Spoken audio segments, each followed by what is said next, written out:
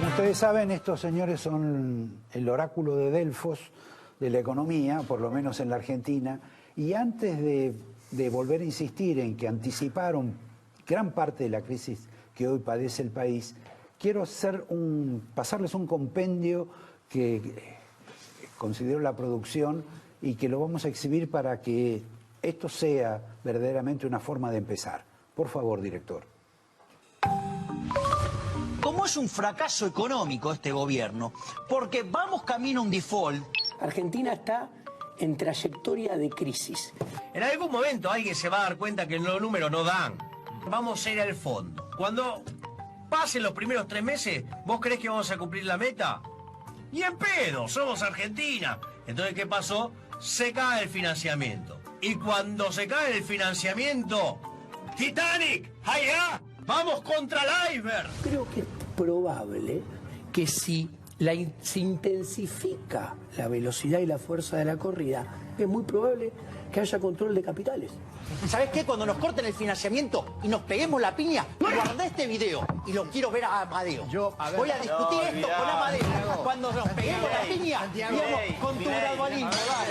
¿No te imaginabas ir a unas PASO y que, no sé, que Cristina le saque 5 puntos?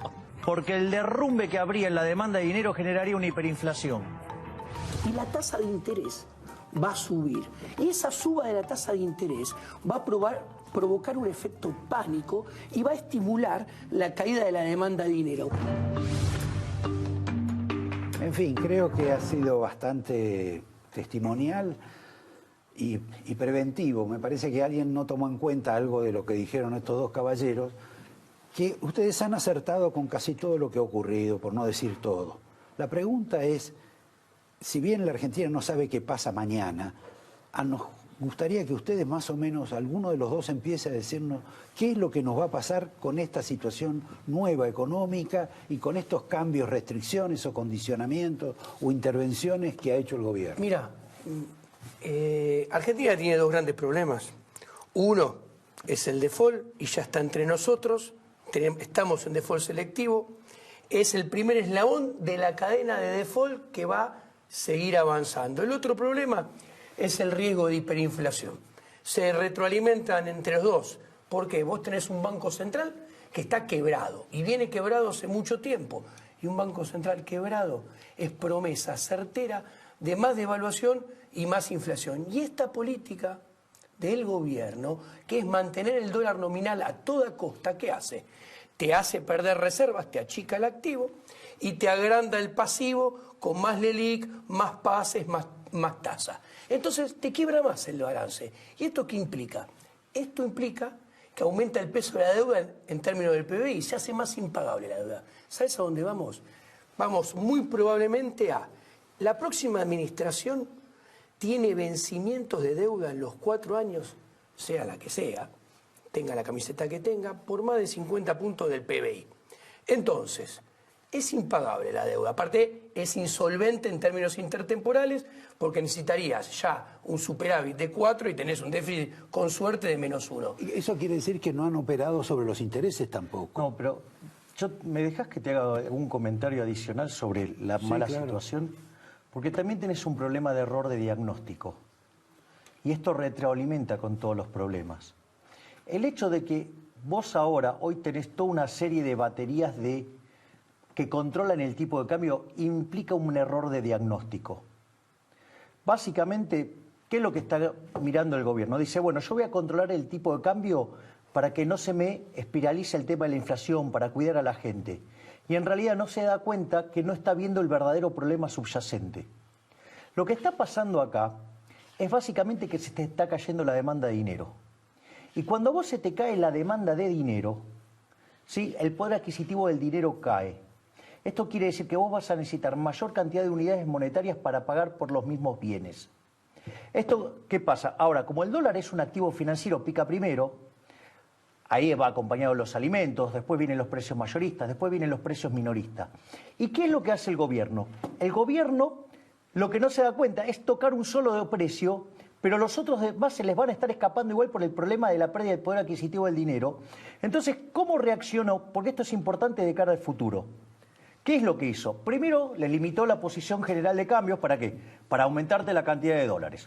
Después te hizo un default selectivo para meterte 11.000 millones de dólares adentro del mercado, con lo cual ahí ya te muestra una de las primeras mentiras del gobierno que te dice, no, esto es neutral. ¿Cómo? Si es neutral, como vos te hiciste de 11.000 millones, a alguien se lo sacaste. Después, digamos, limitó el giro de utilidades de los bancos al exterior. Después nos desayunamos el día domingo con esto de que obliga a los exportadores a liquidar dólares y restringe las importaciones. Es decir, todo un conjunto de medidas, ¿para qué? Para artificialmente sostener el tipo de cambio. Ahora, cuando vos generes esa situación y te liquides los stocks, y además te cuento, con la caída... Perdón, Javier, pero lo cierto es que el gobierno, estamos hablando de un ciudadano común sin demasiada versación, lo que te plantean es, se me están yendo las reservas. Sí, pero el problema es que está mal... Me están sacando todos los depósitos. El problema es que está mal diagnosticado. O sea, porque esto no es trivial, eso es lo que quiero señalar. Sí. Entonces, ¿qué es lo que pasa? Vos además vas a tener, digamos, esta situación que te va a terminar generando. Lo que genera siempre un exceso de demanda de divisa en el mercado de cambio. Y eso va a tener como contrapartida un exceso de oferta en toda la economía. Entonces, por ejemplo, en el mercado de bonos va a implicar precios bajos, tasas altas, con lo cual en el mercado de bienes vos vas a tener que caída del consumo, caída de la inversión, ese exceso de oferta en el mercado de bienes te va a hacer caer el producto, te va a caer la demanda de trabajo, te va a generar un exceso de oferta en el mercado de trabajo, te va a caer el salario real, vas a tener más pobres y más indigentes. En un mismo contexto, donde además te empeoran los números fiscales, que no los vas a poder financiar en el mercado de bonos, ¿con qué vas a terminar? Con emisión monetaria. Y con inflación. Entonces, claro, con lo cual estás alimentando la bomba. Ahora, bueno, hay algo que uno puede discutir o no con ustedes, pero lo cierto es que tenés a este gobierno que toma estas medidas, yo no diría consensuadas, pero digamos con la solidaridad o cierta complicidad del principal partido o frente de la oposición. Les encanta. Que les encanta. El aparato represivo del Estado para matar la economía les encanta. Tampoco ha dicho nada sobre esto La Baña, tampoco han dicho nada sobre esto ninguna cámara empresaria y tampoco han dicho sobre esto casi ningún sector sindical. Nadie es liberal. Bueno, no, pero perdón. Sí. Esto también es algo que uno debe atender o observar. Pero, Roberto, la gran mayoría de la sociedad está con este regreso al keynesianismo, si querés. Roberto, sí, en realidad el fascismo económico. Roberto, como te acaba de decir Javier, mal diagnóstico te lleva a pésimas políticas y todo el mundo es moralmente cómplice de no decir las cosas como son y vos hiciste una lista. A ver, ¿qué implica esto? Con todo este mal diagnóstico y malas políticas, Argentina en los próximos meses, hasta final de año y el principio del 2020 también, está condenado a vivir con un tipo de cambio real que tiene una trayectoria ascendente mucho más caro que hoy, pero con mucha más inflación que hoy. Eso implica ajustes nominales del tipo de cambio mucho más fuertes de lo que hemos vivido. ¿Y qué pasa? Te aumenta el peso de la deuda, quiero llegar a esto. Sí, pero por lo menos el número, porque para la gente... No lo puedo decir el número. Bueno, pero una idea. No lo puedo decir el número. Y estamos con la fecha del 27 de octubre, que es bastante... No, yo estoy yendo más a eso, porque ¿qué avanza No, pero ¿cómo esto? llego al 27 de octubre? A ver, vas a llegar con... ¿Cómo estaciono el barco? ¿Dónde está el barco? El barco va a tener problemas de amarra. Va a llegar a puerto, si es que llega, con zozobra. Pero lo importante es más, porque yo no soy político. Entonces no miro las elecciones y llegar a las elecciones. Y a la gente le construyo mi profesión escenarios para adelante. ¿Y qué veo? Acá va a haber un escenario que va a venir, creo yo, que tiene riesgo de... En la cadena de default se va a seguir avanzando. Y como las LELIC no nos escucharon y no se arregló el balance del Banco Central, que era la alternativa de limpiar el balance del Banco Central para por lo menos, ya estando en default, arreglar el problema de la amenaza del riesgo hiperinflacionario. No lo hicieron. Entonces, vas a poder ir probablemente a un default interno, que es el próximo gobierno probablemente te meta un Bonex para las LELICs, obviamente. Cuando decís default interno es no pagar ¿qué? No pagar las LELIC que tienen del otro lado los depósitos. Y como la gente es populista y todos los políticos son populistas, aman tratar a las personas desigualmente frente a la ley. Entonces, que al que tiene un plazo fijo bajito, le van a decir, vos banco a este pagale, y yo te doy redescuento. Al que tiene un plazo intermedio, un plazo fijo intermedio, le van a dar un bono a invento, a un año. Y el que tiene uno grandote, le van a dar un bono a 2 años. No lo sé, porque estas medidas económicas permiten mucha creatividad. Y después viene lo más problemático, que ¿qué es? Al fondo hay que pagarle, en concepto de intereses y amortizaciones de deuda, el próximo presidente, 51.000 millones de dólares. ¿Y qué se va a avanzar? Al default con el fondo, porque si al fondo vos le pedís patear para adelante los pagos, eso es un default. Y el fondo es un prestamista privilegiado que nunca en la historia aceptó un default. Entonces, ¿qué sucede? Vamos a empezar a... Bueno, pero reprogramaciones. Pero sí. una reprogramación con pateando plazos, manteniendo el monto de la deuda y la tasa de interés, es bajarle las acreencias al acreedor, bajarle valor económico. Ergo, es un default. Entonces, ¿qué va a suceder? Acá vamos a entrar en el default más problemático de la historia, porque va a ser la primera vez que un país va a defaultear al fondo. Entonces, ¿qué sucede en eso? Ahí va a entrar un trade-off entre, ok, vos fondos querés seguir siendo prestamista que no acepta quitas, la quita que le voy a hacer a los bonistas, entonces va a ser mayor todavía y va a empezar a jugar, que este es el último eslabón, el cuarto eslabón de la cadena de defaults. Este es el selectivo, después viene el doméstico, después viene el fondo, más restricciones. claro, y del otro lado todo esto va a generar que la demanda de dinero, como decía Javier, se desplome a niveles subterráneos, del otro lado el dólar y la inflación van a volar, y esto va a tener consecuencias muy negativas en la economía real. Y Argentina probablemente vaya hacia una de las peores crisis de la historia, porque va a tener ingredientes donde los valores de las variables socioeconómicas van a alcanzar niveles, tal vez, en varios indicadores, nunca alcanzados en el pasado. Este es un proceso también de cierta dolarización, de hecho. Sí. ¿Se termina en eso? Bueno, nosotros, de hecho, en el libro Libertad, Libertad, Libertad, lo que proponemos es directamente algo mucho más radicalizado que la dolarización.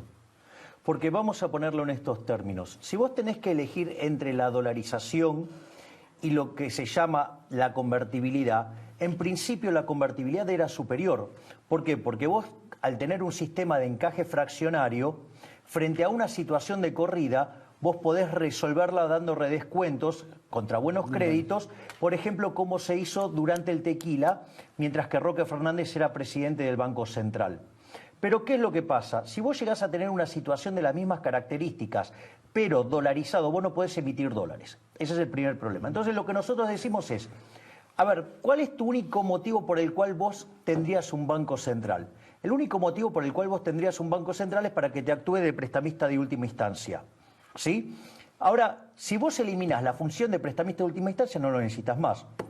Por eso nosotros proponemos un sistema de banca Simon, que es un almacén de valor, que es como si fuera una caja fuerte, dejás tu dinero, lo retirás cuando quieras, te puedes sacar fotos con el dinero, sí, lo vas a visitar, le decís hola, ¿cómo estás? A los dólares, sí, ¿qué tal, Benjamin? ¿Cómo estás? Por flanking, ¿no? Digo, y al mismo tiempo, sí, te cobran un fee. Y por otro lado, si vos te gusta ganar tasa de interés, dice el dicho que si te gusta el durazno, bancate la pelusa, vas a fondos comunes de inversión, ¿sí? Donde vos ganás tasa de interés, que a diferentes niveles de riesgo vas a tener diferentes tasas de retorno, y el mismo proceso de mercado va a liquidar a los que son malos y va a dejar a los que son buenos, y en caso de que se caiga un fondo, no tiene que sociabilizarse la pérdida. Una vez que vos haces eso y separaste esto que es la banca Simon, o sea, banca almacén de valor con o sea banca que la de inversión, moneda la emite cualquiera. bueno, todavía no llegamos a ese punto. Una vez que vos haces eso... Es que estoy en un adelantado. Sí, eliminás, o sea, vas a un sistema de banca libre de modo tal que los propios bancos tengan incentivos a hacer las cosas bien, porque si no lo pagan con su patrimonio, y se lanza la competencia de monedas. Desde nuestro punto de vista, a la luz de lo que ha sido la historia argentina, la moneda que va a elegir el argentino va a ser el dólar. Una vez que vos encontrás la moneda que eligió la gente, vas a tomar los activos del Banco Central, lo vas a mapear contra los pasivos del Banco Central y ahí lo vas a convertir. Y entonces pasás a tener una economía, supongamos, dolarizada. Y ahora es la parte más interesante de todo esto. Que son las vacaciones. No. Los ¿No hay argentinos vacaciones? tenemos en el colchón 400.000 millones de dólares. La inyección que esto podría implicar en el sistema productivo, toda esa riqueza acumulada para financiar nuevos proyectos de inversión, no solo que implicaría una tasa de interés bajísima, sino que implicaría una cantidad enorme de proyectos donde vos empezarías a notar tasas de crecimiento como nunca en la historia argentina, otra que tasas chinas. Ahora, discúlpenme. Y obviamente no tenés más inflación. Si todo este problema se resuelve dándole una pequeña puntapié en alguna parte sensible al presidente Sanleris del Banco Central. No, es eliminar el Banco Central. Y cerrar las puertas y quizás hasta ir con un bulldozer y eliminar el edificio. Esto no ha sido contemplado por ninguno. Déjamelo explicar a mí, Diego. A ver, te explico cómo es la situación. Bueno, yo le voy a explicar a la gente que ellos a veces discuten entre ellos. No, es que a él le gustan los gatos y a él le gustan los perros. Es importante esta... pero digo, yo para, digamos, acompañarlo con la idea. A ver, ¿cuál es el punto? El punto central, que la inflación es una estafa. Esto, digamos, por ejemplo, suponete nosotros estamos acá en una economía que transamos en monedas de oro. ¿Sí? Ahora suponete que yo agarro, ¿sí?, y encuentro la forma de convertir el plástico en oro. E ingreso ese plástico con forma de oro, que nadie se da cuenta, y ingresa como oro. Entonces todos trabajamos como si fuera oro. ¿Qué pasa? El precio del oro cae y todos los precios expresados en unidades de oro sube. Eso se llama inflación. Entonces hay alguien que se perjudicó y hay alguien que se benefició. ¿Quién fue el que se benefició? El que pudo falsificar. ¿Quién es el que puede falsificar de la mejor manera? El Banco Central. Es decir, eso es una estafa. El Banco Central es una estafa. Es un robo de la corporación política contra los individuos. Bueno, Roberto, perdónenme porque tenemos que ir a un corte. Bueno. Les propongo, Quiero seguir con esto. les propongo a ustedes una breve interrupción, una disrupción, como dicen ahora en la economía, para volver con estos dos caballeros y además con una especie de atractivo. ¿Qué hicieron con Carlos Menem? Porque estuvieron con Carlos Menem. Quiero que me expliquen cómo es la relación de ellos con Alberto Fernández, la relación con un liberal como Guillermo Nielsen. Y si todo es tan fácil, ¿por qué el resto de la gente no ve esto? En un minuto nomás vamos a seguir con estos dos caballeros, el gato y el perro, o el perro y el gato. Perdón, no te dije Macri. En un minuto nomás. Gracias. Claro. A la gente de Turismo City vamos a pedirle que también ofrezca el tema de los barcos y sobre todo el barco de la Cunza. Pero había quedado pendiente una aclaración y un complemento de parte de Diego sobre todo este tema del cierre, la eliminación del Banco Central. El control de capitales que empezó hoy es una expresión Perdón, máxima. la sensación es que hay control de cambio. Control ¿no? de cambio, quise decir, me equivoqué la palabra. El control de cambio que empezó hoy es, como decía Javier, un máximo exponente de la estafa del Estado. Es un instrumento coercitivo que te hace. Te obliga a despojarte de tus dólares y te obliga a quedarte con los pesos que no querés que emite el Estado. ¿Y esto cuál es el problema? Que nosotros, los argentinos, ahorramos en dólares, porque el dólar preserva nuestro poder adquisitivo y nos asegura nuestro consumo futuro, que es nuestra prosperidad y porvenir. Entonces, ¿qué sucede? Esto hay que entenderlo. El peso no es reserva de valor. Y esto nos convierte en un ave raris diferente a los países de la región. ¿Por qué? Porque cada vez que nosotros ahorremos o queramos ahorrar, o sea, ya sea 10, 100, 1000, 10.000 o 100.000 dólares, eso te genera en el momento que ahorramos un desequilibrio al mismo tiempo en el mercado cambiario y en el mercado de dinero. ¿Cómo se equilibra? Con salto del dólar, salto de la tasa de interés y después suba de precios que va por detrás. Entonces, ¿qué te genera esto? Pero, perdón. Ninguna economía con esta dinámica puede funcionar bien. Y no se puede bajar la inflación con Banco Central y con política monetaria si no hay demanda de dinero. Y si no tenés demanda de dinero por reserva de valor, como pasa en Argentina, vos tenés una demanda de dinero muy volátil que se cae cada 2 por 3. O sea que es mejor o más sencillo eliminar el Banco Central y no cambiar la costumbre de los argentinos para ahorrar en dólares. Cambiar la costumbre de los argentinos es imposible. Por eso, entonces, bajar la inflación con Banco Central. Está bien, cerramos el Banco Central. Ahora, ¿por qué razón el resto de los países del mundo Sí. no tienen inflación y tienen Banco Central? Corrección. Punto número 1. Primero, porque tienen algo que nosotros no tenemos, que cada uno de esos ciudadanos ahorran en la moneda que emite su Banco Central, cosa que nosotros no. Y no todos los países del mundo tienen Banco Central. Alemania no tiene, Dinamarca no tiene, Francia no tiene, Bélgica no tiene. Entonces, acá se ve claramente otra patraña de la casta política cuando te dice que tener moneda emitida por los políticos es soberanía. No, soberanía es poder ahorrar en la moneda en la cual crees y confías y asegurarte un porvenir que te permita tener mayor prosperidad, que es la que te saca el peso, el Banco Central y la política monetaria del Banco Central, que financió siempre los delirios fiscales de la casta política. Por eso no queremos peso, por eso nos ahorramos en peso. Y esto es irreversible. ¿Ustedes estuvieron con Menem? Sí, así es. ¿Invitados por Menem o ustedes quisieron conocerlo? Bueno, digamos, en distintos episodios que me tocó estar en televisión, yo hice siempre una defensa de lo que fue el primer gobierno de Menem, o sea, todo el periodo de Menem y en especial el primer gobierno de Menem.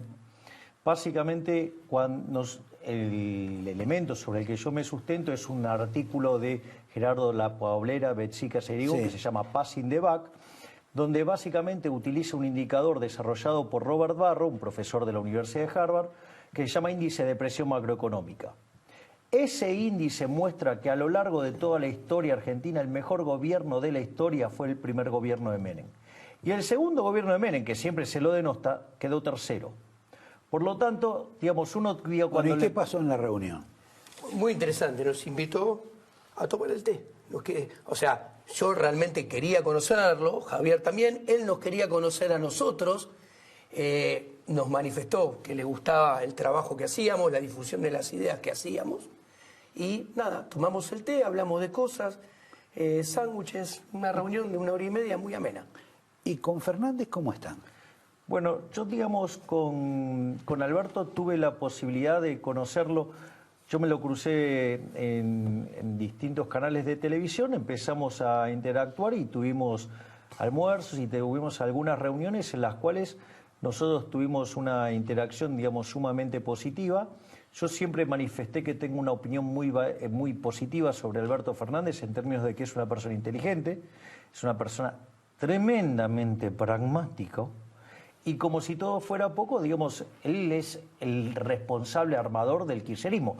Que a mí no me guste lo que fue el kirchnerismo, digo, eso no quiere decir que él no tenga un mérito como armador político. Por lo tanto, o sea, yo siempre tuve una muy buena opinión de Alberto Fernández y como también he manifestado, respecto a sus economistas, tengo algunos que me caen más simpáticos, como es el caso de Nielsen, y otros que me producen terrible rechazo, como puede ser el caso de Álvarez Agis o como puede ser los economistas del Grupo Callao, los cuales considero... Pero perdón, los del Grupo Callao, vamos a explicar a la gente. Grupo Callao es un café que está en Callao y Lavalle, que en una época, como Alberto Fernández vivió medianamente cerca de ahí, creo, se reunía con varios contertulios, algunos del sector económico, que son, digamos, cuarentones. Culfas, compañero mío de facultad. Sí, hay algunos más, Álvaro Sagís también. Más joven, tiene 38. El hermano de, por eso, cuarentones, el hermano de Peirano, creo, está también, que parece que sabe de economía, el nieto de Cafiero, como la familia sabe de todo, es una gran ventaja, pero para explicarle a la gente. Ahora, esa es, digamos, una especie de matriz que tiene Alberto Fernández, Sí, pero y eso no es precisamente liberal. No, justamente, esa matriz es tremendamente peligrosa. Recitan todas las teorías económicas que son las responsables del fracaso argentino. De hecho, todos te recitan keynesianismo. ¿Cómo podrías sintetizar el keynesianismo? Política fiscal expansiva, o sea, hacer déficit fiscal financiado con deuda o financiado con emisión monetaria. Vos sabés que de los últimos 118 años, Argentina, 108 hizo keynesianismo. De ser el quinto país más rico del mundo, somos 65. Y te voy a decir algo, son los mismos que hablan de ponerle plata en el bolsillo a la gente y todo ese tipo de cosas. Si vos vas a hacer política fiscal expansiva, yo te aviso, el próximo gobierno va a tener un muy grave problema. ¿Sabes por qué? Primero porque, digamos, va a encontrar un país en default, con lo cual no va a poder conseguir financiamiento de deuda. Y lo va a tener que financiar con emisión monetaria. Y si lo financia con emisión monetaria en una situación donde se viene derrumbando la demanda de dinero, va a repotenciar el proceso hiperinflacionario, sumado a un banco central que está quebrado. Que para que te des una idea de lo quebrado que está, esto lo mencionó Diego.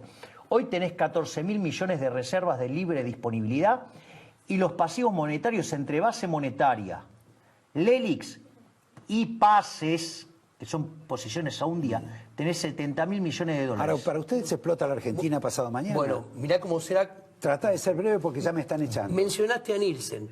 Hace 5 años con Nielsen hablamos de macroeconomía, los dos, casi todos los días.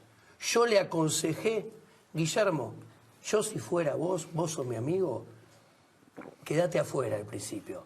Porque al principio, con esos otros economistas y con el estado de la economía argentina, lo fiscal y el Banco Central que tenemos, la piña macroeconómica es inexorable. Discúlpenme, yo escuché el sábado a la expresidenta Cristina de Kirchner, que dijo lo siguiente: espero que nunca más, término nunca más, que en su boca suena de un modo mucho más importante que en otra gente, no haya más neoliberalismo o ideas neoliberales. Hacete un en picnic. Argentina. A ver, Pueden cerrar mientras mirá, les estoy voy a ir dando por esto. dos cuestiones. Primero, la semántica. Sí, Decir hacela neoliberal corta, es una hacela burrada, corta, Milei. porque hay libertad o no hay libertad. No hay una nueva libertad, una vieja libertad. Hay libertad o no hay libertad. Es el primer punto. Y el segundo punto es un término propio de un fascista, propio de un nazi. Porque en realidad el término Perdón, neoliberal... se está poniendo bien el programa y justo nos estamos yendo. El término Seguí. neoliberal lo inventó un marxista llamado Alexander Rustov en 1939, ¿sí? ¿Y sabes para qué lo hizo? Para poner una posición intermedia entre la posición de los nazis y los fascistas y el liberalismo. Lo llamó la tercera vía, donde Mises le dedicó un libro que se llama El mito de la tercera vía, donde Hayek mostró que esas intervenciones producen fallo del Estado y que siempre conducen a más intervencionismo. Pero ¿sabés desde qué lado se decía eso? Desde un lado fascista, desde un lado autoritario, desde un lado de los comunistas que arruinaron al planeta. Tengo un regalo, tenemos un regalo. El angelito, el otro angelito. Un hacelo regalo muy rápido. importante, no es el libro. ¿No? Te trajimos algo que vas a valorar mucho y es escaso y va a ser cada vez más escaso. Guardalo bien porque va a valer mucho más. Bueno, acá lo tenemos en billete. Está Washington acá, no está Franklin. No sé si Franklin no está en lo de mayor densidad, pero bueno, gracias. Nos vemos el lunes.